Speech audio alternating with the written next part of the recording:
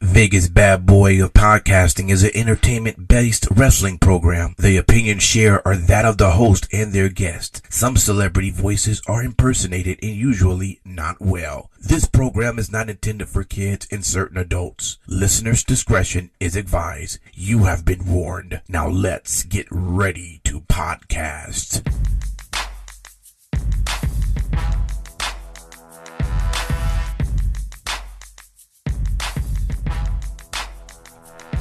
Yes.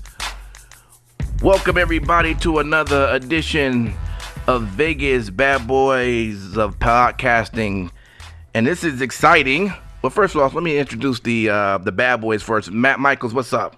What does everybody want? Hey! There you go. That just blew Just blew everyone away, huh? Pun intended. King Lucky, what's up? Hey, it's the king. Street, what's up? What up? How's everybody doing? Awesome. So we're going to be expecting a call anytime soon from Al Snow, which we're very excited. We have a lot of questions we want to ask him and a lot of questions that the fans have either emailed us or post on our social media site. So we're going to try to get as many of those in as we can. But in the meantime, let's talk about what's been going on this week. First off, Roman Reigns. I'm going to leave this up to you, King Lucky. What do you think? Awesome. I'm happy that he's back. This is, you didn't know what to expect, right? You didn't know if he was going to come out and say, hey, this is it for me. Thank you guys. But we got the desired result, which is for him coming back. And, it's awesome. I mean, he came back much sooner than most people expected. So True. This is a great time, especially right before WrestleMania. You think he's gonna be in a WrestleMania match as well? It's tough. I don't know who you get to put him against, right? Who needs that heel? I really want to fight Roman Reigns. I am the game. I think that he's not going to be in a match per se, but he definitely will be in WrestleMania to a certain capacity. I can almost guarantee. Well, my thought process in this whole thing is that he would help Seth win over Brock. To be honest with you, I've heard you say this before, and ordinarily I get very sick to my stomach with a lot of your smart mark fantasy booking. That's right. But I'm at to maybe say that it's fascinating.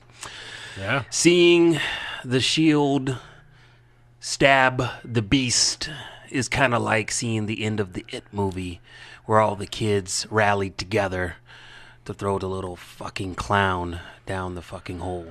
So you know what? But here's the thing: if you're gonna go along those lines with him, this is what I'd like to see is Roman comes in, helps Seth.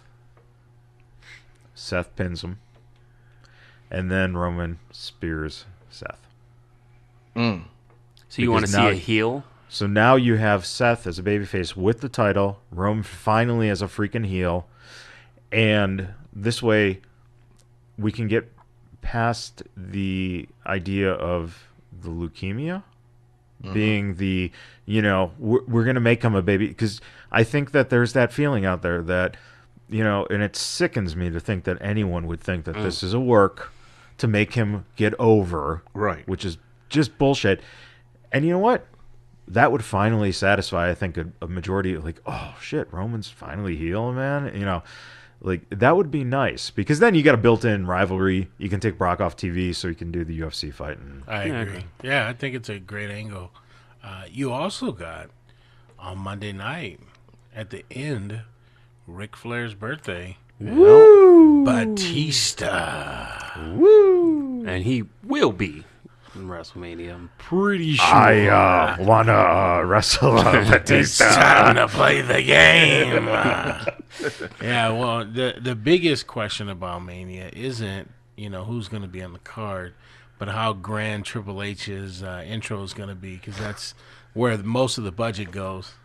You know what? I hope he That's fine. flies in on a dragon. I would love to see that shit too. That would be Some fucking heavy awesome. metal in the background. Yeah. That should be fucking amazing. You know, one Lots thing of fire. Yep. real quick before we move on from that other match we were talking about with Brock and Seth, if they do not make a Beast Slayer shirt, it will be a missed opportunity, because Yeah. he was also the King Slayer, so the Beast Slayer, and he wins the belt. Huge merchandising opportunity. Look at you. And let me guess, you already got the shirt on pre-order. Hello. You already just put credit on shop WWE Shop Network. WWEshop.com. He was like, I got $700 just in credit waiting. Yeah, I'm in. That's awesome. But I will say this. Let's quickly dial back real quick, because this is what I got when I saw Roman. Now, these fellas know that I am not, I don't get all geeked up over Roman, but I ain't no hater.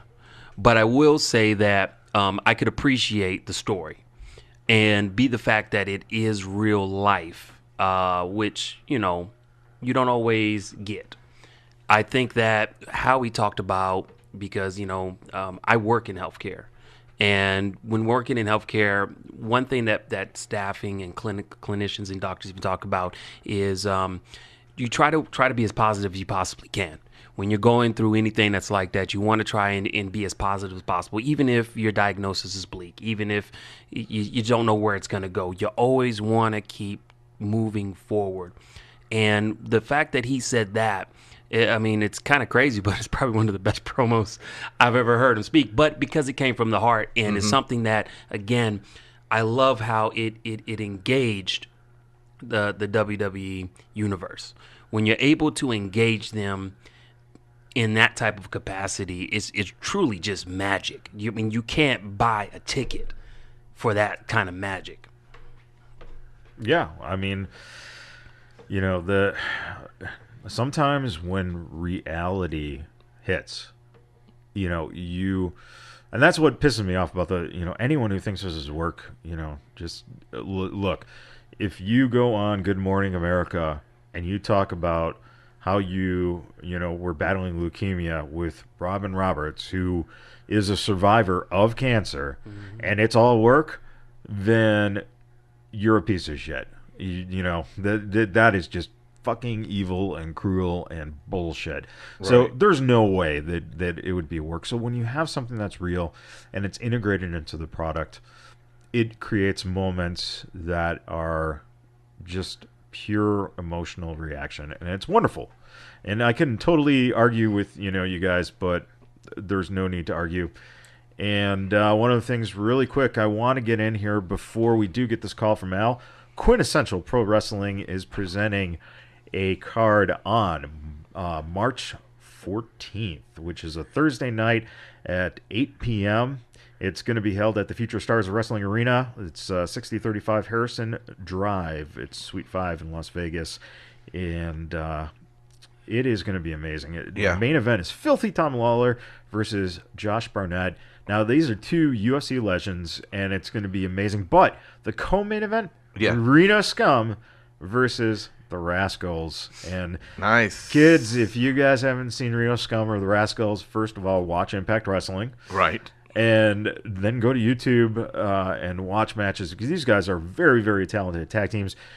Of course, on the card, we've definitely got ladies wrestling. Heather Monroe versus Christina Von Eerie, and versus Delilah Doom, who is on her way up, man. Mm-hmm. She is a talented, talented wrestler, and we definitely love her here at the podcast. And Joey Ryan versus Priscilla Kelly. I'm going to tell you right now, I'm excited just to see what the hell is going to happen with that. Right. You can get your tickets. I know it is selling pretty quick, so please go ahead and look for PayPal, DANQUE2 at yahoo.com, $60 front row, $40 second row, and also the $30 general admission. And also, Trey Miguel versus Chris freaking Bay. I'm telling you, Chris Bay, if you're in Las Vegas, Chris Bay is like one of the he's about to hit that next level. Right. Yes. So please go out. Quintessential Pro Wrestling. They're definitely on their way up. They're presenting great product. So can't say enough about them. I got the sound guy over here waving at me. I think we got Al on the phone, but just before we do that, Toy Con is also going to be in Vegas this weekend, 3 days, Friday through Sunday. And where's that going to be at? Is it a convention or Where is it, Lucky? The Westgate. hotel? Yeah, Westgate. the Westgate. Yeah. Yep. Okay. Hotel, so you could be there, and it's going to be a lot of superstars there, so definitely go check it out. Yep. Oscar, Becky, Seth, Randy. Mojo. Yeah. So, and that's Friday, March 1st, Saturday the 2nd, and Sunday the 3rd. And, also, too, this is going to be my first Toy Con ever. So, I will definitely be doing a couple of video blogs on my social media on Facebook, Simon Street, because this is obviously a treat for me. And these fellas have been to one before. So, for anybody that's out there that's never gone to a Toy Con, I'm going to show you basically a first-timer's experience. Well, after that, we'll talk about it. And go ahead. Yeah, and definitely we'll talk about it. Hopefully we'll bring you some fan interaction. Hopefully some talks with people you might recognize. And one of the big things too, Ring of Honor, March 15th and 16th, Sam's Town Casino. Please, if you haven't gotten tickets yet, they are almost sold out. So get your tickets because you don't want to miss, if you're in Las Vegas, you don't want to miss a Ring of Honor show when they come in. That's true. Okay, let's get right to it. We have a legend on the phone. He debuted in 1982, 37 years in the business, multi-time heavyweight, tag team, European, and hardcore champion, owner of the Ohio Valley Wrestling, creator of the popular wrestling brand Collar and Elbow, which is wrestling passion meets street fashion, and an owner of the most famous head in the business. Vegas BadBoyz is proud to announce to you, Al Snow. How you doing, Al? I'm doing great, and I can't thank you guys enough for having me on the air with you tonight. Thank you, guys. Pleasure's all ours, man. Awesome. So let's get the ball rolling, Al. One of the things that I'm more or less curious about in terms of how do you go from the wrestling ring into being a fashion icon? Oh, well, let me tell you. You sit down with Itzhak Mizrahi, you have a little conversation, a little glass of wine. Next thing you know, you're making a shirt.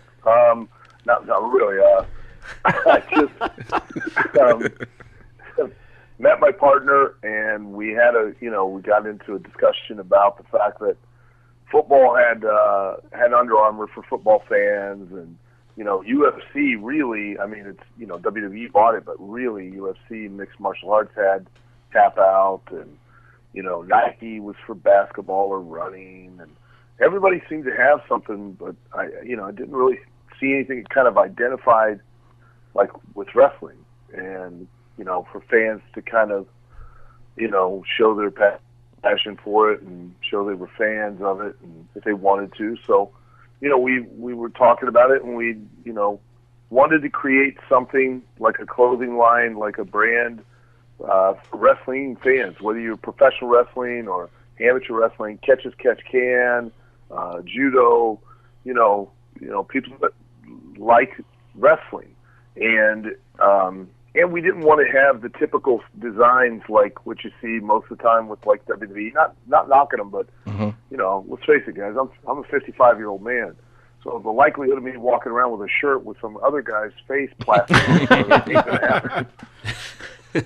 That's very true. And So you know what I mean? It's Right. a little uncomfortable. I mean, it's just not doing it, man. And that is So, that's we one of wanted- that's one of the best things you guys have achieved, is that the design of the clothing is practical and yet stylish. we wanted to do something that, like, if you, as a wrestling fan, see it, you understand what a collar and elbow lockup is. Right. Most people that if they're not wrestling fans don't know. But and the same goes with a lot of the designs that we have. We make allusions to wrestling terms and moves and things of that nature. That if you're a wrestling fan, you get it, you enjoy it, and it represents what you love, which is professional wrestling or wrestling in general. If you're not a wrestling fan, then you don't get it, but you just think it's a cool shirt or a cool piece of clothing. And if you're the wrestling fan wearing it around people that aren't wrestling fans, you don't get the typical, oh, you like that stuff? Well, why do you like it? That's fake. And you're like, well, congratulations, Murder, She Wrote. I did not realize that. How long did it take you to put those clues together and ascertain that mystery? Right. It's just like, Angela Lansbury has nothing on you. There you go. Yeah, Al, I'm a huge fan of the line, and in fact, my favorite shirt is the Mean Gene Okerlund shirt, the red one. And did you ever expect for Collar and Elbow to take off the way it has? Well, we were hoping that, it would take some time and eventually we would build it up. But we were really surprised at just how popular it's become and how quickly it's become so popular. I mean, it was, it's just amazing. Yeah, great designs. And I'm thrilled. I'm glad that, and I'm glad they like them. And we try to use really high quality clothing, shirts and things. I want the shirts to be those type that you dig through the drawer and find and pull out and want to wear because they're so comfortable. Absolutely. And for the people listening, can you tell us where they can find these cool shirts and everything that you've put together? Yeah, you can go to collarandelbowbrand.com, collarandelbowbrand.com, and you can check them out. We got a big sale going on right now, and if you use the code SNOWMAN, SNOWMAN, you can take an additional 10% off of the discount for the sale. So whenever you use anybody has a discount code, because we have a lot of wrestlers that have discount codes. When you use them, we try to motivate people to use the discount codes because one, it helps them save some money, and two, it helps every time you use that discount code, like an independent wrestler that you got it from gets a $5 kickback. So it kind of helps support those guys that are out there on the road and they're paying their dues and trying to make their way. And let's say we all know how hard that's to do. Right. So, but at least if I can help them out a little bit doing that way for the love of the business, then so be it. It helps them market the shirts and helps us sell them, and it all works together. And you can, when you go on, you can round up your purchase to the nearest dollar, and it's not it doesn't seem like a lot of money, but we take all of that money and we donate it to the Cauliflower Alley Club, which is a charitable organization that's been established, to help retired professional wrestlers and boxers. And is Vegas BadBoyz, we do have to mention that Cauliflower Alley Club is located convention-wise out here in Vegas, and it will be coming up this year in April. Yeah. Yes, it will be. Yeah. Yeah, I'll tell you what I'd also like too, Al Snow, is you didn't stop at just the regular size for the shirts. You went all the way up for the big guys to the small guys, and I think that's pretty cool. You didn't leave anybody behind. Oh no, we want to, wrestling's for everybody, and so I feel that so should be the shirts and stuff. I mean, we want to appeal to everyone as much as we can. The bigger sizes, we have to special order sometimes. They're not as readily available, but if we know somebody wants it and they order it, we'll go out of our way to get them. So hey, Al, this is Streak here. Hey, there's one question that I will be honest with you. I have always wanted to know ever since I was a younger lad than I am today. Where was the inspiration and origin for Head? Like, I've always wanted to know, like, where'd you come? Because once I saw it as a teenager, I was like, this is freaking amazing.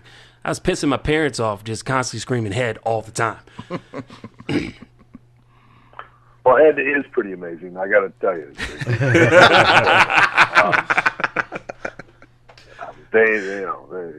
If it weren't for the grace of God and Head, my career would have been over. So I'm thankful for Head. I'll tell you.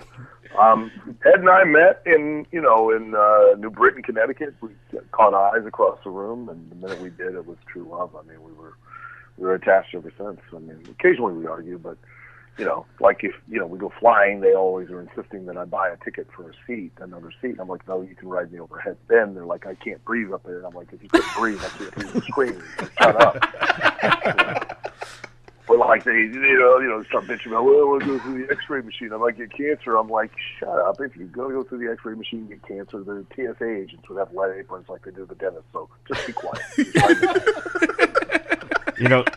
Speaking of Head, I still have the action figure in package. That was the controversial action figure from. The one where you apparently severed a lady's head, yet it doesn't look like a lady even. No. But, no, it doesn't. And the two women that were assistant professors of all things of communications at a college insisted, as they wrote the letter to the Atlanta Constitution, that my action figure was a training manual for future spousal abusers, which I thought was fantastic. Oh, man. Well, and what's even funnier is, I've got that still in package on the wall because, it was just so ridiculous that, it's like, I got to keep this preserved. But even better is I have the little teddy bear that is holding a teddy bear head, and yet no one found that offensive to bears and how people are going to decapitate bears. I gotta say, you're mistaken, because I did receive a call from Smokey the Bear. He was quite upset. I think Yogi was a little pissed. Yeah. Gotta ask you, Al. This is Impact here. I'm going to read a few questions from some of our listeners that we let them know that you were going to be on the show, so they sent in questions, and we had a few questions about Pepper. Now, the first one... Yeah.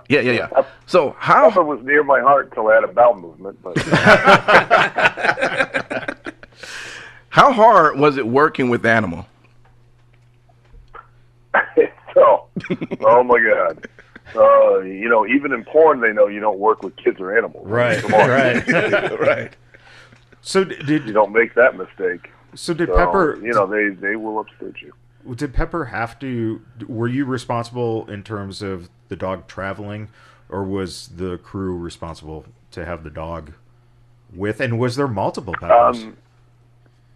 No, there was only one Pepper, and they and the way they found Pepper was after I had insisted when they came and approached me with the idea of doing this, and I said, okay, I understand, but please, can we have actual trained animals? Oh yeah, we'll get trained animals. I'm like, you don't understand, we need trained animals. So of course, I show up in Detroit for the first night that I meet Pepper, and lo and behold, they've just called a veterinarian clinic and got an owner, a list of owners who were in the area that had Chihuahuas.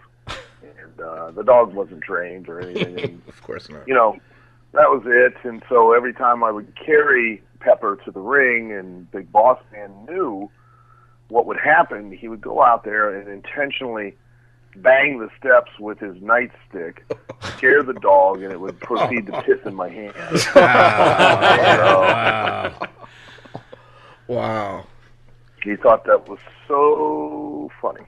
So, I really went out of my way to continuously beg and plead for trained animals especially when we got to the actual match, Yeah. Kennel from Hell, and I'm like, you need highly trained animals that will respond to verbal commands for people standing outside of the cell, Right. so they can direct these animals, and all these animals need to be from the same,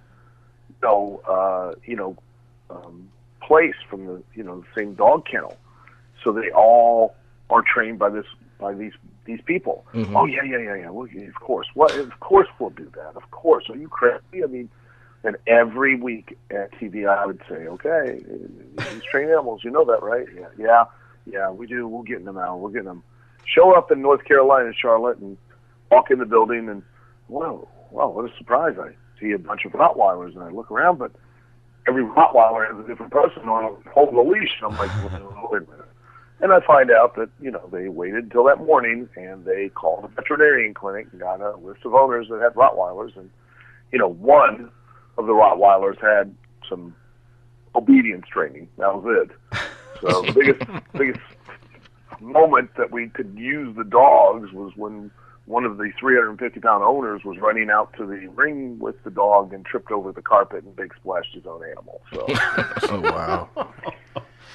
Wow. meanwhile, the threat of these dogs that were supposed to be like sharks swimming around the cage were urinating, defecating, and fornicating so much that we couldn't get them in the cage. So, it's tremendous. That's awesome. So, Al, Yeah. there's a reason why they call me Simon Street. And a lot of that is because I'm always the person looking for street justice. And there is some street justice that you have not been able to get for a long time. Just to give you a premise of the question I'm about to ask. You have a long credit history of being in roles in movies, but there's one movie in particular that nobody gave you credit for, and that is the 1993 movie Rudy. Can you tell us about how you were unjustly not credited in that movie? Oh, well, I was just an extra in that movie, but it was awesome to get to be a part of it, and I had such a great time. Being on a major motion picture like that, man, the budget is awesome, and one big thing, you can eat nonstop the entire day, and you can. I must have gained about 20 or 30 pounds. I swear, it was amazing, and the way I got involved. Was that I had trained Dan Severn, former UFC Hall of Famer, Right. and had trained him for professional wrestling, and I trained him for the UFC, his first UFC foray, and he had a friend that was a coach of a minor league football team, semi-pro team in Michigan, and because of the NCAA rules, they couldn't use the actual Notre Dame players, and so they had to use the semi-pro team. So they brought one in from out of Chicago and one out of Michigan, and then Dan got to be an extra, and then called me up and said, "Hey, do you want to be one as well?" And I was like, "Sure," and went over there and just had a great time. And while filming it, I was like, what's the title going to be for this movie? And they're like, well, we're thinking about Rudy. And I go, that's it? Really? I can't think of anything better than that. Right. They just kind of looked at me, and then I'm watching them film some of the scenes. I'm like, oh man, this is going to suck. Right. And then I would turn around and watch it on the screen, and the way they so masterfully put everything together. I mean, that movie is just, not because I'm in it, but I mean, just watching it, it is such a great sports movie. Just so awesome. Yeah. So I really, it's a great memory, and I really enjoyed my time doing it. Got a question for you. You have mentioned Bossman earlier. We had a few people asking, do you have a favorite Bossman story? Oh, yeah. It's, you got to keep in mind that it was a different time too. Sure. So, it's myself, Draws, Big Boss Man, and Midian. And we're required to go. It was called a no bull session, which was basically like a just say no drug talk. Right. Oh, man. School in Connecticut. Here's the problem. Problem one: I've never done drugs. I know that I act like I do all the time,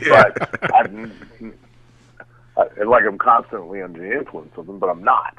I've never done not anything. So what am I going to talk about? You know what I mean? This is going to go great. Drives is former NFL. We're not really sure, but Midian, he's a professional, and he's good at it. And Bossman's pretty good at it too. So much so that when we, we're pulling up with the publicist outside the Fairfield Inn, and they have the limo that picks myself and drives up, and then we swing around, and and I'm not exaggerating when I say when the doors of the room opened up, like Cheech and Chong's smoke just came rolling out. Out comes Midian, big boss man. They walk to the car, they get in the car, and they immediately pull out like a pile of pills. And the limo's got a bar, so they wash them down with some alcohol. And this is on the ride to the Just Say No talk. So we arrive, and they've had some more drinks, and they're doing fine. And we're met by the principal, who is telling us, continually bragging about the fact that he was in Vietnam, and he's asking everybody to hit him in the stomach, because he's like doing the Houdini gimmick, like, I can take a punch to the stomach type of thing. No. So he keeps asking Big Boss Man. Boss Man's like, I'm not going to do it. I'm not going to do it. And he keeps blowing them off. So we do the talk, and like Midian gets up there. I love him. He is such an awesome guy. He really, truly is. And he's like, hey, kids, I don't know why I'm here. It's crazy for me to say just don't do anything, because I literally did all this stuff on the way here. It was fantastic. So, we're finishing up. Everybody's done their talk. Bossman, myself, drives. We're walking out, and here comes the principal again. Hey, give it a shot, and Bossman's finally had enough. I could tell Ray was getting fed up, and he's such an awesome, wonderful person. He really genuinely was, and but his patience was unmanned. So the principal kind of turned away, then turned back, and then that's when Bossman just drilled him right in the solar plexus, and he fucking wind and fell down. There you wanted a shot, he just walked to the car. So Midian and I kind of helped the principal up, and the principal's, laughing it off and acting like, oh yeah, it's no big deal. So, you could tell though you stand him up, and he's like, yeah, I heard you talking about, tell Midian I heard you talking about the drugs. I was in Vietnam, and I, saw this, I saw that, blah blah blah. So Midian reaches in his pocket and pulls out literally like a handful. It looks like Skittles, and proceeds to go, have you seen this? That's what they used to give Gentle Ben so we wouldn't maul the child actor. That's a fish paralyzer. That. And he goes off all these lists. He goes, I'm going to throw all these down my throat when I get in the car, so I'll talk to you later. And just left the guy standing there like, holy crap. So we get in the car, on the ride back, they proceed to do exactly what Midian said. Both of them begin to throw them down their throat. And the tranquilizer for the Gentle Ben, the fish paralyzer, the whole 9 yards. And I'm watching, and it was the most fascinating thing, because both Ray and Midian are both exactly physically the same size. They're both big guys, tall, and they're heavy. But I'm watching Ray slowly becoming like human jello. And I'm watching Midian not only become more clear, but he's also becoming funnier and more intelligent and a better conversationalist. Meanwhile, his partner in crime, he's having to physically support the whole time. And basically, when we get into a restaurant, he's having to hand feed him, like he's a child. And he's just firing off witty remarks and laughing and having these great conversations. And I'm like, holy shit, how does this work? It's just amazing. Most incredible thing I've ever seen. So at that point, and this is what fascinates me, I know how tight, WWE is on their, publicity, PR, the reach out programs and stuff. Was there anyone with you guys representing the company, or does this get back to... Oh, yeah. Yeah, but the guys know how to get around. Right. Okay. Yeah. All right. Because I could just imagine, all of a sudden, getting back to Stanford and no, oh, that's great. No, the guys know how to get around all that kind of stuff. They're, they've been on the road for a long time. Professional, yeah. They're not. Yeah. Hey, Al, this is Lucky. I just Pretty want well versed. Yeah. That was a great story. I want to ask you, you put in a lot of work with OVW, and then, just recently, about a year ago, you made the purchase for the company. What made you do it? Some would say temporary insanity, but I really, this will sound corny, but I really enjoy, and really one of my passions, as much as it is to actually be in the ring and to wrestle and perform myself, is to train people and to develop them and to teach them and pass along and help them learn from my mistakes so that they don't make the same ones themselves and are able to capitalize on opportunities that come their way more effectively and have a better chance because, I've already been there, done that, made those mistakes. Here's what you should and shouldn't do, and here's why. Right. And the other part of it is that, professional wrestling is truly an art. It's an art form. It's the art of physical storytelling within the context of a competitive situation. Right. And that there are things of that art that are being lost, and and it's being lost under the excuse of, oh well, wrestling's changed. It's changed, and then nothing could be a bigger clock than that claim that it's changed, that it's somehow different.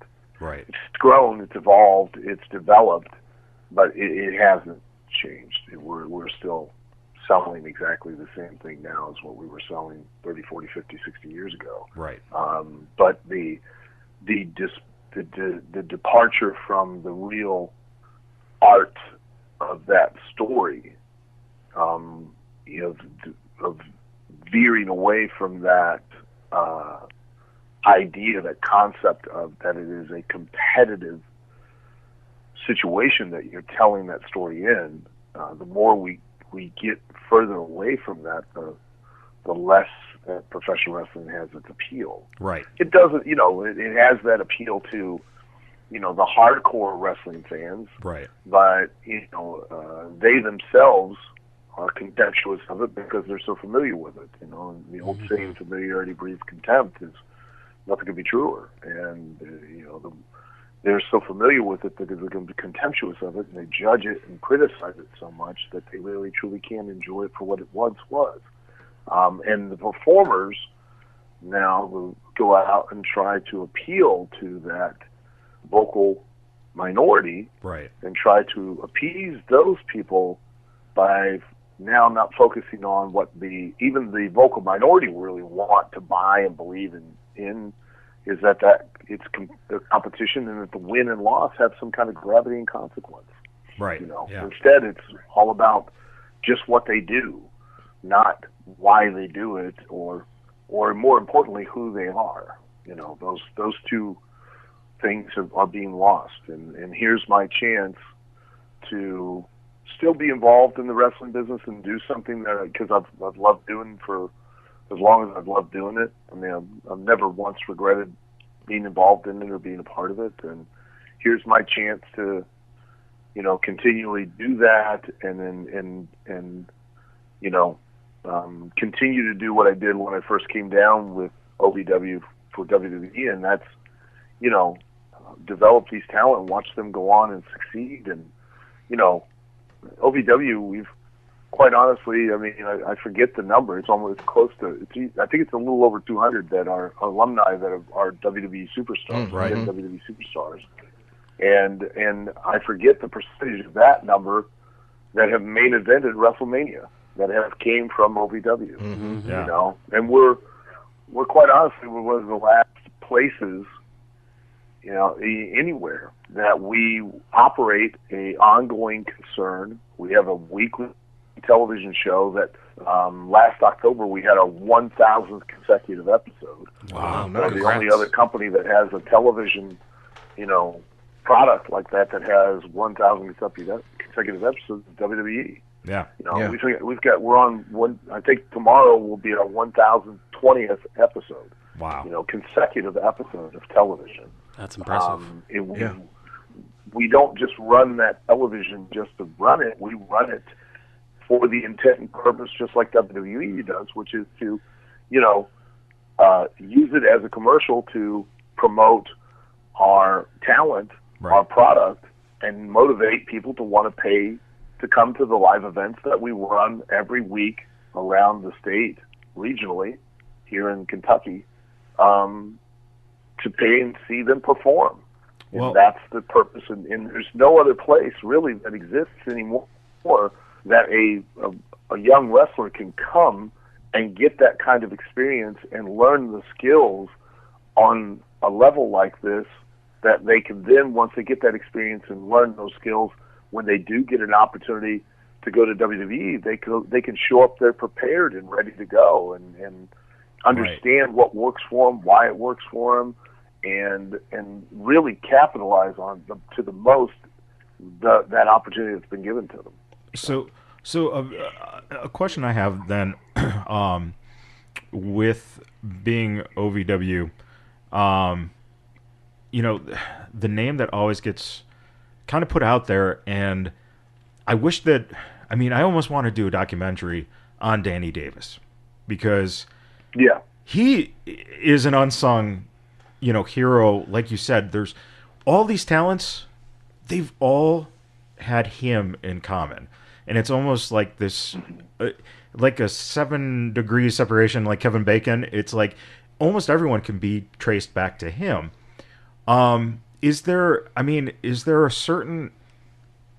something about him? What is it that has made him not only, be so successful, but, stayed in the Louisville area and, just made this his passion for so many years? Well, I think, timing has a lot to do with it. He developed it and, created it, and it was, just shortly before we had the real big boom there at wrestling at the end of the 90s. But aside from that, Danny's no different than any one of us. We just had a love and a passion for professional wrestling, and I think part of the reason that he stayed here in Louisville is that Louisville's a great city, and it's a great area as far as it's pretty centrally located as far as the whole United States is concerned. Right. It's easy to travel to surrounding major metropolitan areas. The biggest thing too is that we don't, right now and for years we've not had a major sports team that entertainment-wise we've had to try to compete with in regards to live events, which for a major city like Louisville, it makes it better, because you're trying to attract people for your events, and now you've got to compete against, either football or basketball, Right. The NBA or NFL or Major League Baseball, where, other cities, Nashville has their hockey, Right. Yeah. I can go on down the list. So it kind of helps, especially as far as combat sports are concerned, boxing and wrestling are concerned. And there's been a great history and tradition of wrestling and boxing here in Louisville. The home of Muhammad Ali, Yep. and they were a long time part of the Memphis territory, where Right. they came up here every Tuesday night, at the Louisville Gardens. So, that's all kind of lent itself to staying here. Yeah. Nice. Yeah. Got to ask you, Hal, one of the questions we got from @Pino Faciano. He wants to know, in today's wrestling structure, what does a wrestler have to do to get a contract with a major company? What does a wrestler have to do to get a contract with a major company? Well, what a wrestler has to do is really try to become an attraction. Mm-hmm. A wrestler's job is not to wrestle. A professional wrestler's job is to motivate people to want to leave their home, the comfort and security and safety of their home, Right. get in a car, drive to a building, Yeah. pay a ridiculous amount of money to park the car, which Right. is asinine, Yep. Yep. right? Tell me My about it. garage to build it didn't cost sometimes as much as it does to just park it in a parking lot. It's insane. You sound like you've been to I Vegas. really want to walk in and I Yeah. want to walk in sometimes and go, how can you sleep at night knowing you're charging this to just park the car there for an hour? Right. So, and then you've got to pay an even greater amount of money to buy a ticket to get in the building, okay? To then sit in seats you don't want to sit in around people. Let's face it, you don't want to sit around. Been To there. pay for food you don't want to eat. Right. Yeah. To watch that wrestler do his job. Yep. Right. That's a wrestler's job, is to motivate you. And let's face it, guys, how hard is it these days with all your options and everything, to get you to leave your house, even for a major multi-million-dollar motion picture? How much Yep. does it take? How many movies do you go see in a year's time? Mm-hmm. And now, we're asking you, especially on the independent level, it's even worse because it's not even those crappy arena seats. Now we're asking to come and sit on the old metal folding chair. For, Right. it's like, hey, listen, my roids are acting up, my hemorrhoids are acting up. And I don't know how you can do it for 2 hours. Forgot the donut in the car. You better be very entertaining, and you'd better be able to be somebody that is not just a great wrestler, a fantastic athlete. You better be a persona, a character, a personality that they can connect with and relate to, and that they can turn around when they leave that building and they can describe you to their friends and family in a sentence or less. Hey, you should come with me to wrestling. There was this guy last night, and he's A, B, C, D, E. Mhm. If you can't do that, you're not going to sell tickets for us. If you're not going to sell tickets for us, I got to ask, why are we booking you? 'Cause, Yeah. he's great. He's really good. Well, okay, that's fantastic, but ain't nobody paying to see him. So Right. what's the point? Well, he can do this move. I don't care if he can throw a bag of cats on his opponent. If nobody's going to pay to see him, I ain't booking him. Right. So So I got a question and then a follow up on that because I've been acting since I was a little kid, so I've probably got about 40 years of acting experience. And one of the things I learned along the way, and I think this is true, having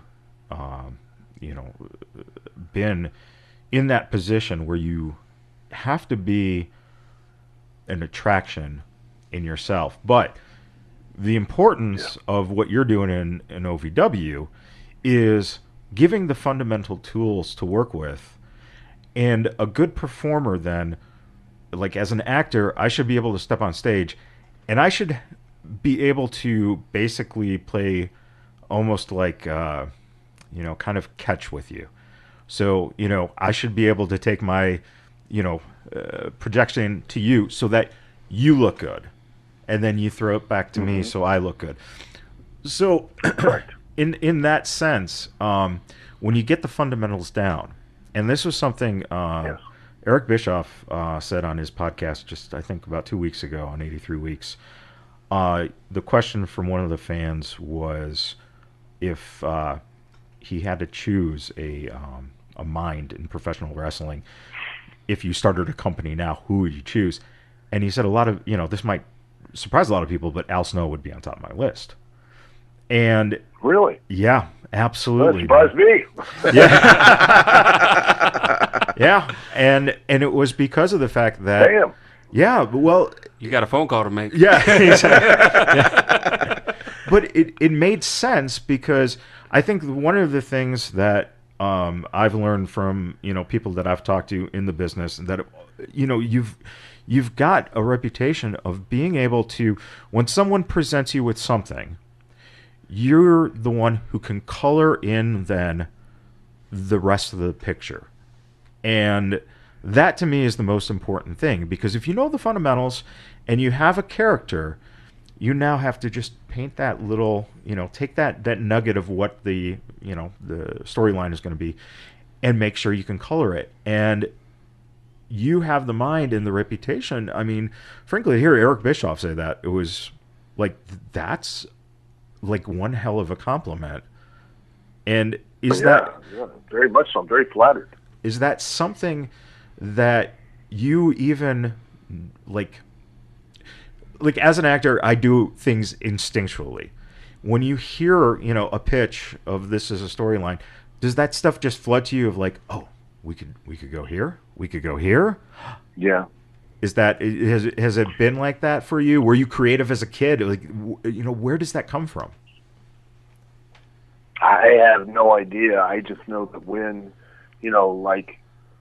people come, like some of the guys or even when I used to travel with the other wrestlers, like with Mick and stuff, we'd be talking and then all of a sudden it just clicks and I go, oh, you know what? We can do this, and we can make this character and people will get this and they'll understand it.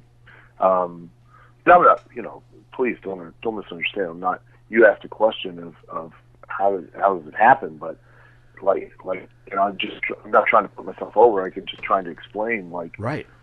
For instance, there was a guy, I didn't know what to do with him here at OVW just recently. I was really, because he wasn't giving me anything that I could, that kind of sparked me, that made me go, oh, you know what, here we go. The light bulb went on. And he made a vague, one of those vague, hey, I'm looking for attention Facebook posts that people do, where they, so that people will ask, hey, what's wrong? Is everything okay? Yeah. Right. I don't really want to talk about it. Well, then don't put your stuff up on Facebook, you moron. Right. But he had put up some vague thing about, hey, it comes a point in time, you really got to reconsider where you're at and what you've done, and, and you've got to wonder if it's, your time's up or something like that, where he kind of alluded to, and you kind of got the impression that he was kind of rethinking his career and he might kind of want to retire. Right.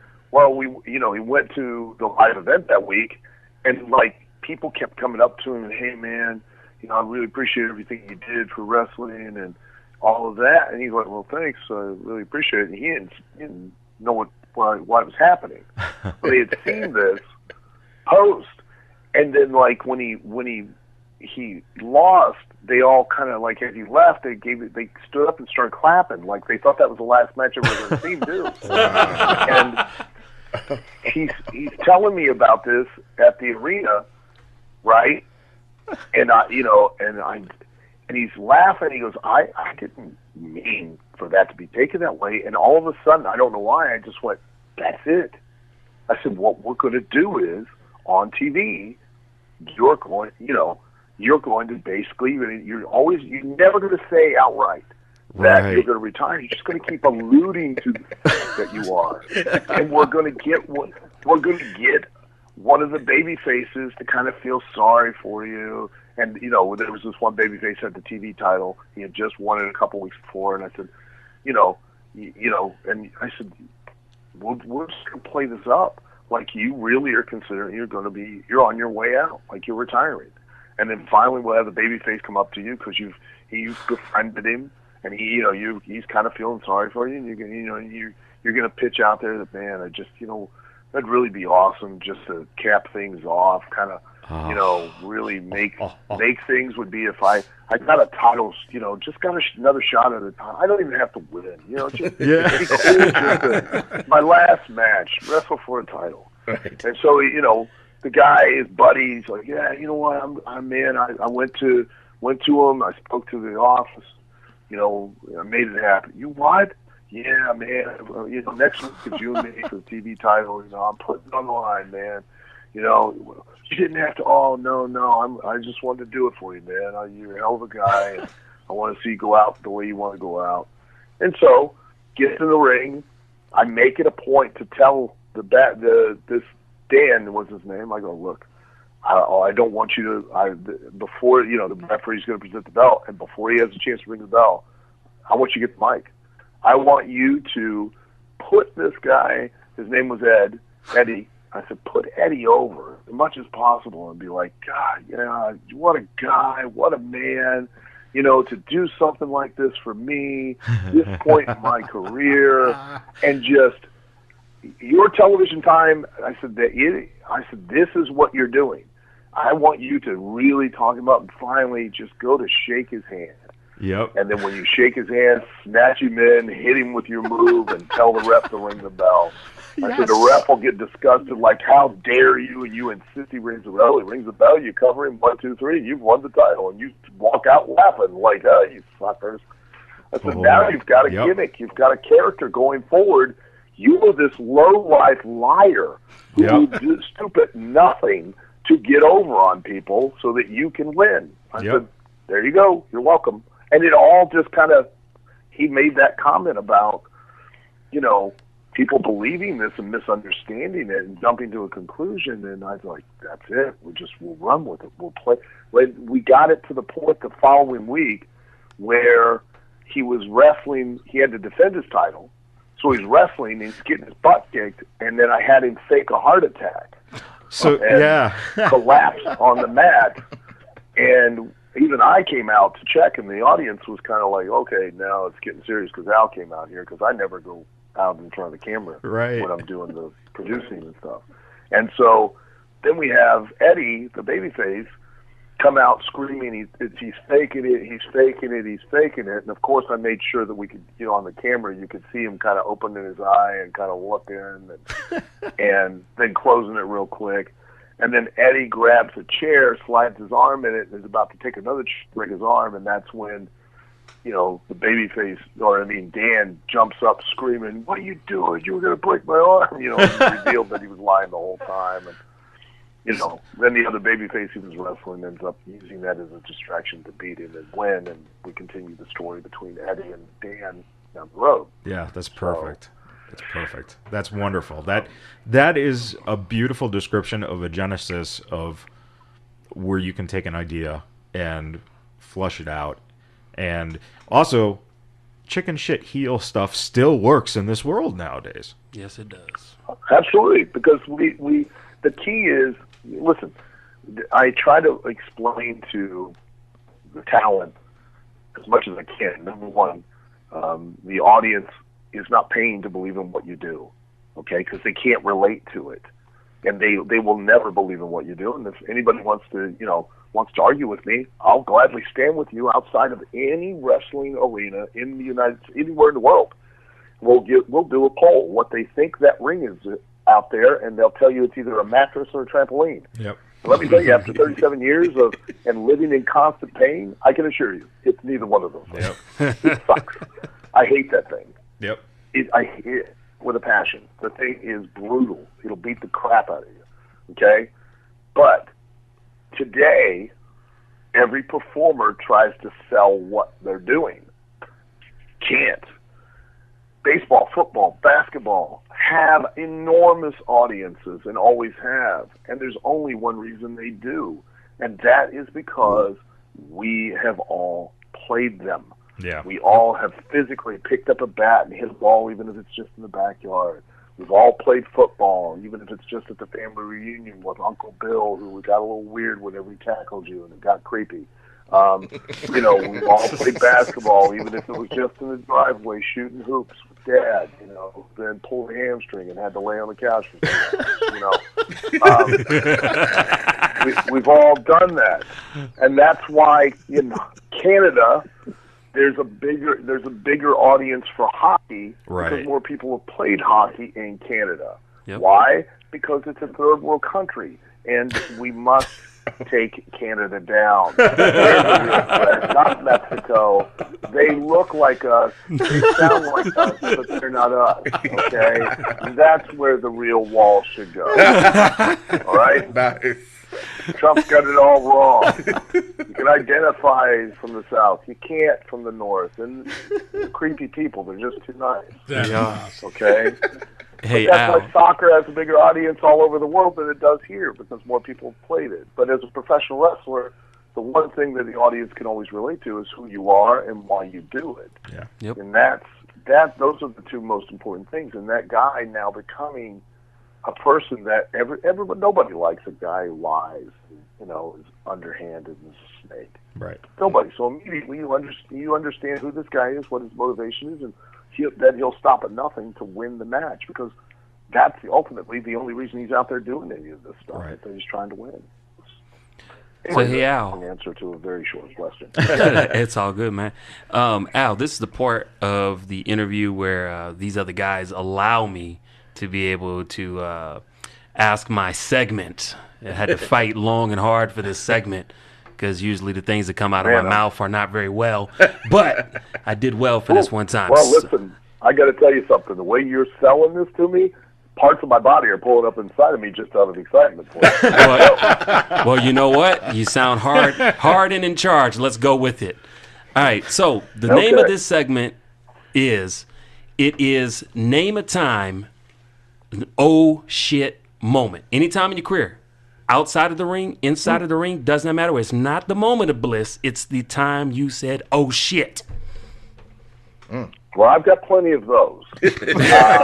Moments of bliss or oh Some of them shit? come right to mind. Well, one would be where Mick Foley had convinced Bob Holly, because I had been ribbing Bob Holly unmercifully for weeks. He convinced him because he knew that I didn't wear undertights, and we were in Montreal at an ice arena in the middle of winter, and decided to have Bob Holly suplex me, hold me up in the air because he was that incredibly strong, upside down, and then pull my tights to the side so that my junk would fall off. Wow. Shit. Holy shit. Yeah.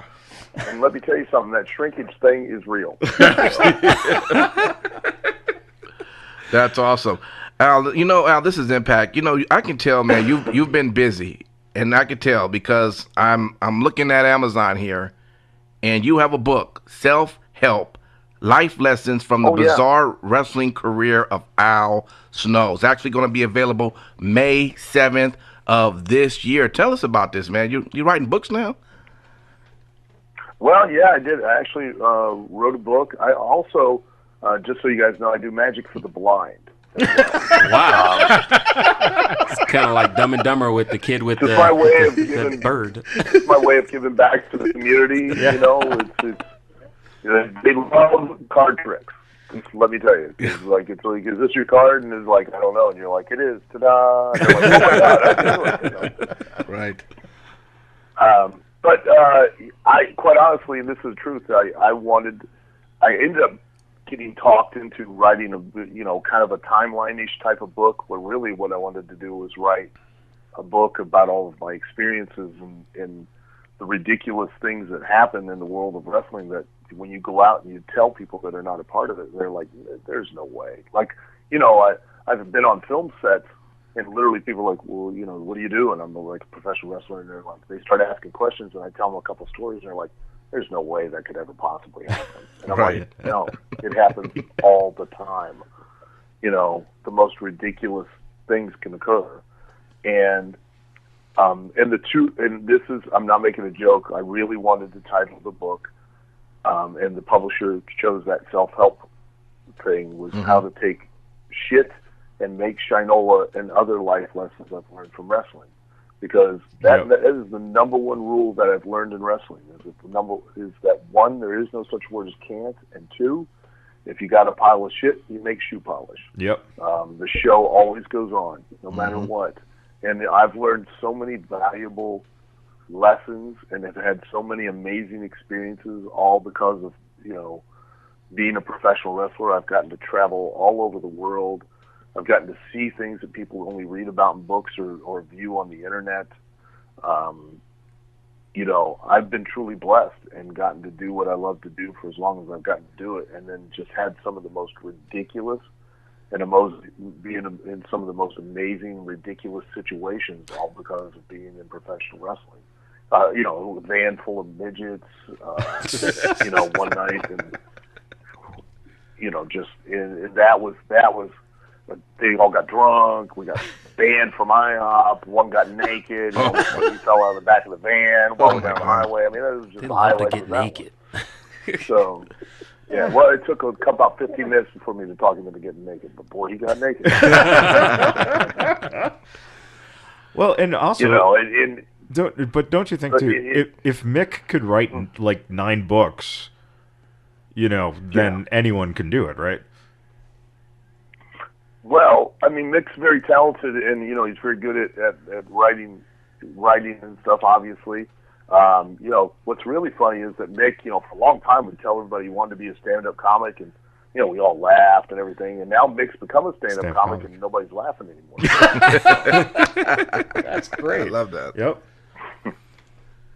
So, but no, I thought I'd give it a try, and a lot of people had talked to me for a long time about doing it, and I didn't want to because quite honestly, I just didn't find it myself to be that interesting, because I live with me and I know me, and I don't think I'm that over it. But a lot of people went out of their way to convince me to do it, and I got very lucky because Bob Holly had wrote a book, and everybody was, really talking very highly about it. And a large part of that was because he had worked with a co-author named Ross Owen Williams, who is a very talented writer.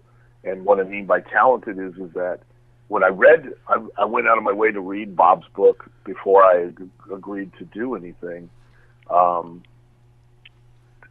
I could hear, when I'm reading the book, it was like I could hear Bob's voice, because I had a lot of the stories that were in the book and things I had, been around Bob and known about or experienced or heard Bob tell. Mm-hmm. And, it wasn't like I was hearing somebody else's voice when it was being read. Right. And Ross was very capable of doing that. And so, thanks to Bob, I met Ross, and then that was what led me to agree to do it, was because of the fact that Ross, I felt, could write it, and people could hear my voice as opposed to someone else's.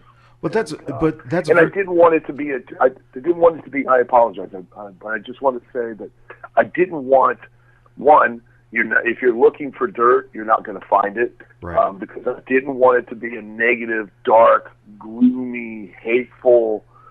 Like every other wrestler is always like the business is like some cross they have to bear. Right.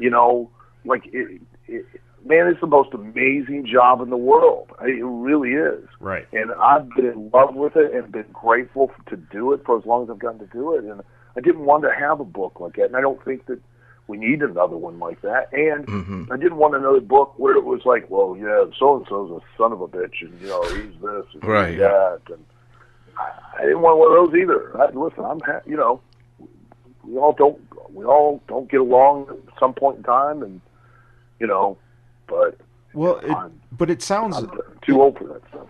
But it sounds like you found, in a again, very cosmic type of way, the person who could help you now take the words and paint the picture, so it does sound like you're reading the book. So I think that's the key in any type of entertainment to make it enjoyable is just finding that right formula of people around you who could paint that picture, and that's obviously you're great at it in your career, and now you found someone who's great at it in their career, and it should be a bestseller. So everyone, please go out and order it right now on I hope Amazon. so. Yeah, I mean that's I hope 304 so. And pages. I wanted to. Yeah, it Yeah. does. I'm very, as you can tell, long-winded. And I wanted a fun book. I wanted people to read it and I wanted it to be honest. Yeah. I mean, I'm very honest. I own all my mistakes. I'm very open about the screw-ups and where I screwed up and the ensuing drama, and I take responsibility for my part in them. My mistakes in my career, I take responsibility for those, and I don't piss and moan or cry or blame somebody else. I wanted it to be fun. I want people to read it and laugh, and I read Kevin Hart's and autobiography, and I thought he did an awesome job because he was very brutally honest, but it was funny. And it was enjoyable to reid. And Right. It wasn't all heavy-handed and bleak and Right. I suffered and I did this and you know what? I've had a blast. Yeah. Has it always been great? No, I mean, when I first started, I talk about how I invented the barbecue, which was basically a Boy Scout mess kit where I heated up sandwiches I bought from a gas station on the engine of my car. Having something to eat. Nice. That's awesome. Vienna sausages, spam. You put that stuff in there, slap that on the old manifold of the car. You drive down the road a couple minutes. You got a meal, brother. That's great. And hot and ready. Hot and ready, barbecue. Hey, Al, I had a few people that had a question about, do you think you might be back in Impact Wrestling as a road agent? Do you think that may happen? I never say never, but I don't think so. I mean, OVW and Impact, we have a joint show this Saturday, March 2nd, Okay. at the Davis Arena that, we're doing in cooperation with them. They're doing for a one-night-only pay-per-view that they're doing. And then we're using it because we're doing a live television broadcast with our television partner here locally as well. Oh, nice. Good. At the same time. So, Okay. and it's awesome. I'm really excited to get the chance to work with Impact again, and in that manner, and hopefully, it'll be a very mutually beneficial relationship between us. And if they want me to, I'd be if I would have the time, though, Right. to do it because I've got so many responsibilities and really feel like I have a great opportunity here to rebuild OVW itself and to the point to where, like, when I first came down here with WWE, we built this up to where we did the last year before they closed, they severed, took everybody, 186 live events. Those, of course, were, the television tapings. Right. But 134 of those were, out on the road, different towns around the state of Kentucky. And we had an average attendance of 400 people. Now, granted, some of them were much greater than that, but when you averaged out the attendance over 134 live events, the average attendance was 400 people. Right. I mean, and it Yeah. was, I know that it can be done, and I know that I can create a viable, ongoing promotional concern again that will allow wrestlers to, if you're an upcoming one, it'll give you a place to come and develop yourself. If and thanks to my business partner and the connections he has in his other businesses, we have we have a strength coach, we have professional fitness training, diet, nutrition. Nice. And we have a ton of resources here now, along with trainers like Rip Rogers. I myself get in there, and several. I've got others as well, with a very structured curriculum, and give everybody the tools. And then if you're a wrestler who's had their run and you need some place to still make a living, and you're not going to get rich here, but at least you'll be able to survive, Right. and then have a place to reinvent yourself and repackage yourself and possibly get another run up on the big stage. This would be a viable place to do that. And I hate saying it before it happens, but we're probably, I feel we're going to make history because this has never been done before, and I think it should. We have been in talks, and we've filled out all the paperwork, and we've done all the inspections, and basically we've got the approval by the state educational system here in Kentucky that we will be accredited as an actual trade school. Awesome. Where Wow. we will be Congrats. not just a wrestling school, but we will be it'll be a 2-year program where you will, go through and you can, learn your in-ring skills, but you also will be taught all of the backstage and broadcast skills as well, with how to use a camera, lighting, production, editing, writing, commentary, every possible aspect of it, of sports entertainment and broadcasting and professional wrestling, you'll be taught.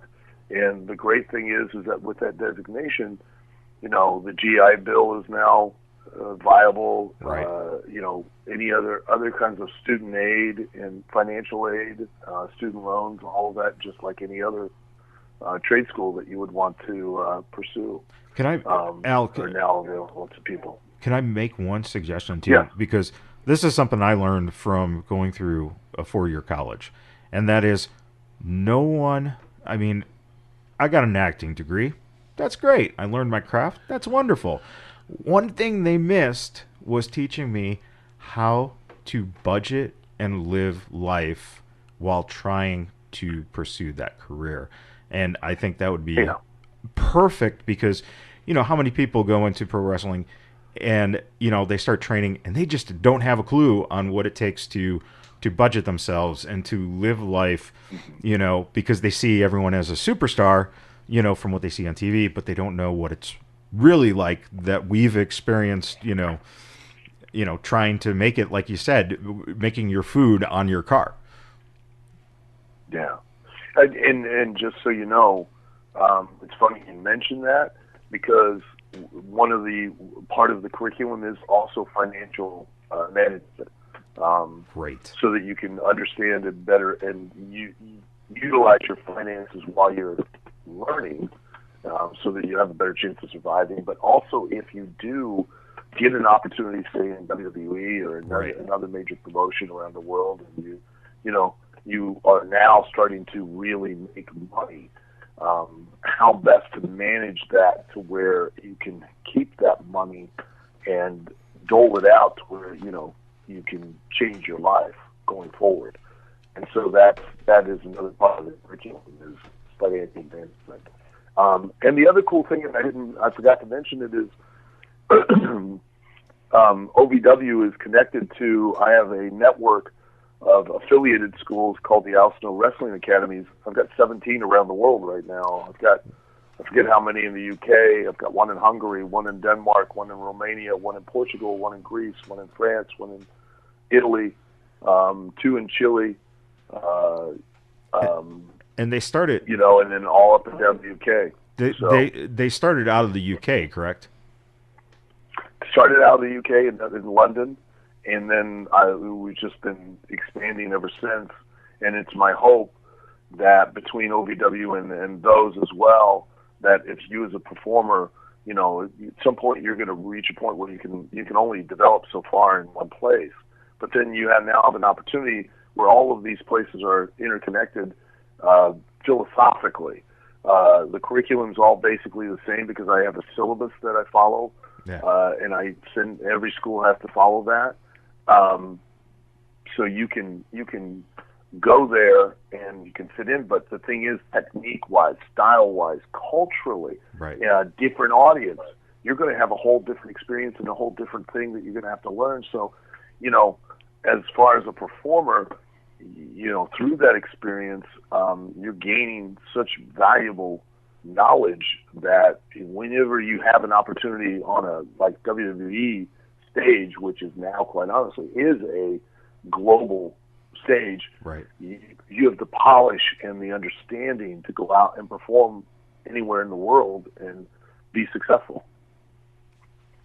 Hey Al, listening to you, man, it's almost like getting a front row seat at the professor and getting one-on-one time. To be honest with you, man, you're dropping mad pearls and taking a lot of mental notes. There is one thing that I did want to ask you about, and unfortunately, Simon Street has been very unlucky at love, and normally I don't get too personal on the podcast, but I've had 2 failed marriages, and there was a point where I was like, man, you know what? Maybe just this whole love and marriage thing just ain't me. But with looking at you, you're very open about your current marriage that you're in, and might I say, you and your wife make a lovely couple. I mean, y'all look. I mean, just from seeing pictures, look like you guys are closest. You guys are best friends. You do a lot of things together, and you mutually understand one another. As I'm now healed up, I asked myself that question: is the third time the charm? And I figured no other better person to ask than you. Well, I can tell you this because, hey, I've had 2 failed marriages myself. I mean, they've been awesome, and I've had some exciting moments with some other women that were even more exciting, more awesome. Had one fake her own murder and implicate me in it. That was awesome. That's in the book. I thought I had it bad. My God. Oh, man. Yeah, I always keep that as my ace in the hole when the boys are sitting around and they're starting to complain, and I go, well, let me tell you about this one. Let's see if you got that one. So, I haven't met anybody yet that could, but give it a try. But I'm listen. Yeah, okay. This will sound morbid, and I apologize, and I don't really mean it in a negative way, and I want anybody that hears this to please understand that I mean this in the most positive fashion, and it's not as fatalistically sounding as, it's in any way, it's not like that. I believe that everything is a story, and I believe that every story has a beginning, a middle, and an end, and I believe that everything dies. Everything has a life, and it has a beginning, a middle, and an end. Yep. And whether it's a relationship, it's a job, whether it's a certain circumstance or a certain time and place or a certain point in your life, it has a beginning, it has a middle, and an end. And it's up to you, because life is nothing more than it's a series of events and situations that allow you to have enough information to have great stories before you die. So go out and make great ones, and don't be afraid and don't regret, because all you did was you got a good story out of it. As long as you get a good story out of it, that's all that matters. Because I promise you, I'm 55 years old now. Not that I'm I'm not, at the point to where I'm so old that I now look like a dwarf or a troll or some medieval imp or something. Like, that's the problem with getting old. Is you become looking like you're a mythological creature. I haven't quite gotten there yet, but all misshapen and bent and hunched and like hairs growing. And I do have the problem where hairs are now growing out of orifices in my body that have no business growing out of. My asshole looks like the inside of a wool sock. Biologically, what purpose does that serve? My wife Jessica, who I was dating her, I was trying to get over with her. We were driving in a car, and she looks over my ear. She's like, "You got a white thread in your ear." She pulls it out like 6 inches out. It's a white hair. It looks like a kite string. I almost wrecked the car. I'm like, don't ever do that again. So. But, you're going to regret more in the next 10 years the things you don't do than you will ever regret the things you did. I don't care how bad at the time they seem. you regret more not doing something you'll ever regret doing it. And Because you'll never know. And that's exactly when I, got in touch with you. I said back in 2000, you were doing a signing at in Burbank, California, and it was Corey's wrestling shop there that he had for. Oh yeah, Corey, yeah. Yeah, and because Corey had that shop for a little bit, and then the powers that be kind of shut that down. But that's when I, because I knew Corey, I was able to get in, after things shut down, and we talked for a little bit. And I said, I've always been a fan, and I love wrestling. I'm passionate. And you said, well, listen, don't look at it as a career. Do it as a hobby.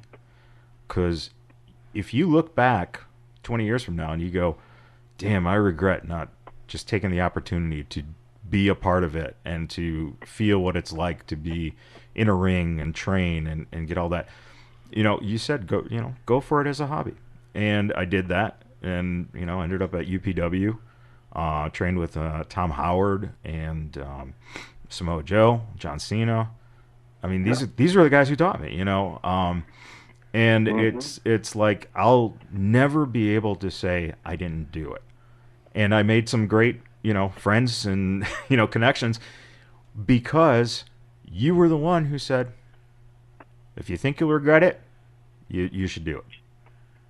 And, and I think you should always. Yeah, and I think that's a wonderful point that you're making. And anyone out there listening, I encourage you because you nailed it. It is a story. And you can always look back that, you can pinpoint where was a beginning, where was a middle, and where was an end of this chapter, of what I did. And that's yeah. But you were wise back then at 36, or right around that age. So, that's what I've always respected about you is that you've never given bullshit to us, whether we're fans, whether we're training, whether we're, someone co-working with you. You've always been straight up and honest, and that is one of the biggest things that I think anyone can appreciate about Al Snow. And, if your legacy in the end is, this man touched 1,000 people, which sounds very, very dirty, but, yeah, in various different ways. But, that, this person and that person learned avenues from you. I think that is just an astounding thing outside of the video library that's there of, your achievements in your career. It's a life achievement. You're the Socrates of pro wrestling. Well, So really, I great, do dude. appreciate it, and it means a lot to me, and I'm glad that you took my advice and, went and did it, and, there's nothing worse than being my age and looking back and going, gee, I wonder if, and, and to the original question, you're in a better place. You now, each time you've had these relationships, you now have a better understanding of who you are and what works for you and what doesn't. And quite honestly, when you do meet the right person, you're going to be in a better place to actually appreciate and enjoy and make it a more positive situation than what you would have if you'd have met that person. Like, my wife, Jessica, and I always say the same thing. I'm like, I wish I'd met you earlier, but, quite honestly, I wouldn't have been the right person that I am now. And we wouldn't have the same relationship that we have now if I'd have met her before. I just, from a personal standpoint, I was too much in love with wrestling to be as in love with another person as I should have. Yeah. That was my own mistake. But you'll find the right person, and don't be in a rush. If it's meant to be, it's meant to be. If it ain't meant to be, then why push it? Why sit there and freak out and oh my God, what am I going to do? It's not going to happen. Well, if it ain't going to happen, then count yourself lucky. That way you don't have to go through any more misery or have them showing up and wanting to key your car or burn your house down or kill your cat or any of that kind of business. Is it sad that at least 2 of those things you just listed have actually happened to me? And the house Like I was said, not. The house was burning down was not one of them. Listen, I've been there, done that dance numerous times myself, so don't worry. And a lot of it I caused myself, I'm sure. It's it's what it is. So. But thank you so much, man. I like I said, I feel very humbled to be in this experience, to be able to get that from you, man. I really felt like I was in the right place at the right time to get that.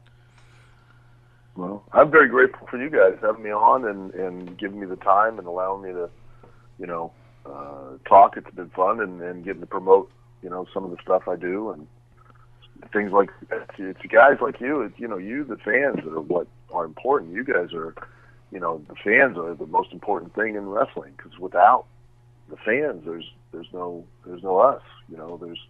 I don't get to dress in my underwear and butter up like a tub of popcorn and fake fight another man for money. Right. If I don't have somebody willing to pay to watch this homoerotic situation happen out in the middle of a ring. So I want to remind folks that they can go to your site at the collar and elbowbrand.com to pick up some of those awesome shirts you have there. And your book also coming out May 7th. You can go ahead and pre-order that on Amazon. It's titled Self-Help Life Lessons from the Bizarre Wrestling Career of Al Snow. And your school, as that gets going, Al, we got to continue to keep in touch with you so we can also promote that. Certainly, please. To everyone that's out in the Kentucky and surrounding areas. And also, Al, we would be open to, what we want to do too is, turn listeners onto people who are up and coming and, make a brand for, young people who need, to kind of get that feel and do interviews and hopefully then make fans for life, by being able to follow them from the, to the start until, their career. So we'll definitely talk to you, off the air about, potentially getting some talent on to, help promote. And when is again, it's March 2nd that you're doing the show. Let's get that in there so we can let everyone know.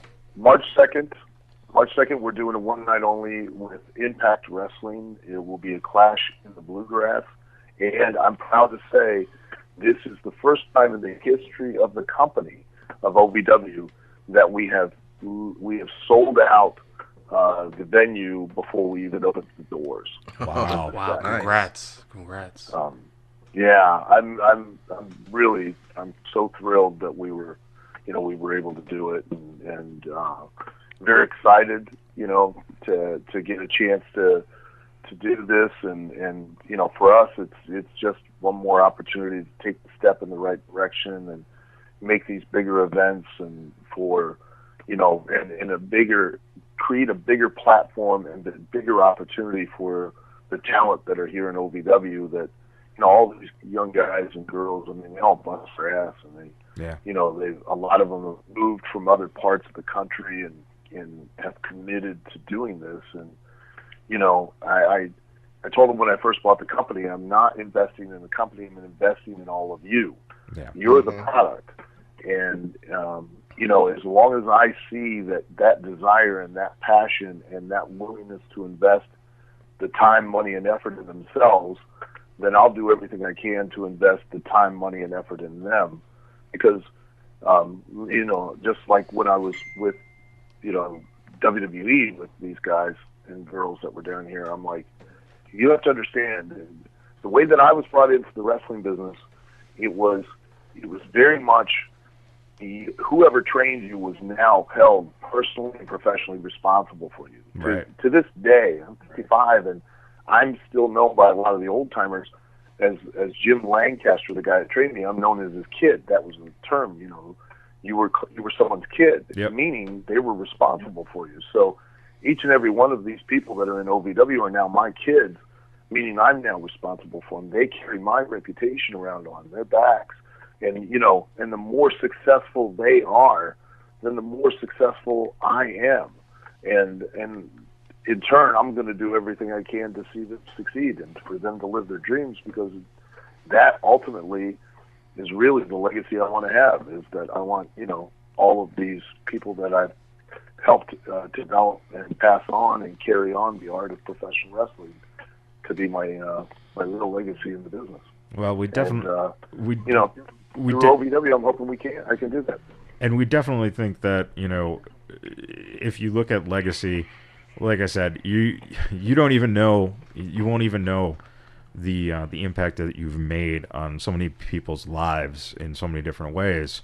And I think that you know, at some point that I think, you know, you've got to be recognized as a Hall of Famer. And even if the WWE doesn't go that route, I'm letting you know that you are a Hall of Famer in everyone's hearts and souls, man.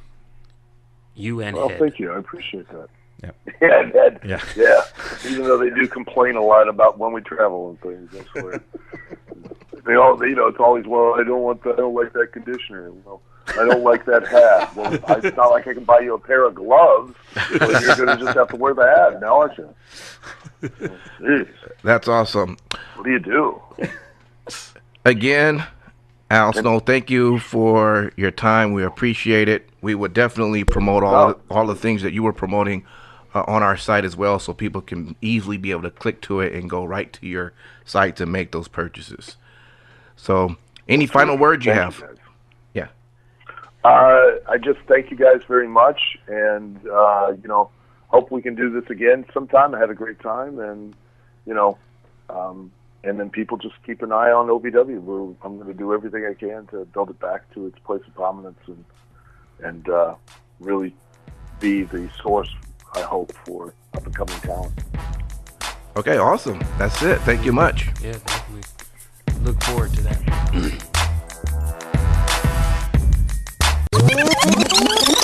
Once again, Vegas Bad Boys, a podcaster, want to thank you for listening to our show.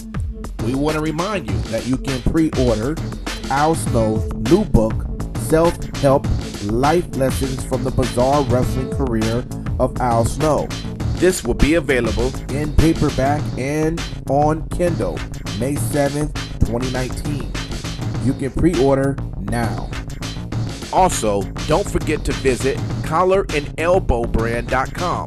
That's collarandelbowbrand.com, where wrestling passion meets street fashion. Are you in the Louisville, Kentucky area? Perfect. If you're interested in seeing live up-and-coming talent, or better yet, you want to be the talent, visit ovwrestling.com. The place is OVW. The site is ovwrestling.com. For all this and more, don't forget to visit Vegas Bad Boys of Podcasting on our social media sites, Facebook, Twitter, and Instagram. Thank you so much for checking out that video. If you liked what we did there, make sure you hit that like button. If you're new here, slap that subscribe button and ring the bell. That way you can be a part of the notification squad. Follow us on social media at Vegas Bad Boys with a Z on Facebook, Instagram, and Twitter. And until next time, we will see you in the next video.